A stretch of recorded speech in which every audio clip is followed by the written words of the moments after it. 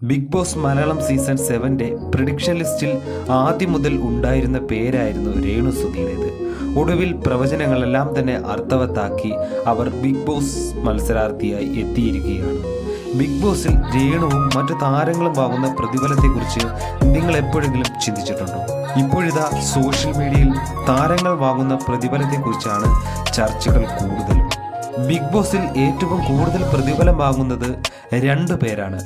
ഒരാൾ രേണുവും മറ്റേയാൾ അനുമോളുമാണ്.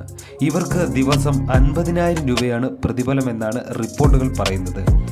രേണുവിൻ്റെ സുഹൃത്തുക്കളെ ഉദ്ധരിച്ചാണ് റിപ്പോർട്ടുകൾ പുറത്തു വന്നിരിക്കുന്നത്. ബിഗ് ബോസ് ടീമുമായി രേണു പലതവണ ചർച്ച നടത്തിയതിനു ശേഷമാണ് താരം ഷോയിലേക്ക് എത്തിയെന്നാണ് വിവരം. ആദ്യം രേണു ബിഗ് ബോസിലേക്ക് വരാൻ തയ്യാറായിരുന്നില്ല.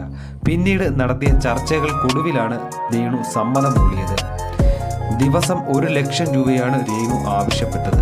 ഒടുവിൽ 50,000 രൂപയിൽ ഉറപ്പിക്കുക. റീൽസും ഷൂട്ടിങ്ങും മോഡലിങ്ങും ഉദ്ഘാടനവും തിരക്കിലായിരുന്നു രേണു. അതുകൊണ്ടാണ് 1,00,000 രൂപ മുന്നോട്ട് വെച്ചത്.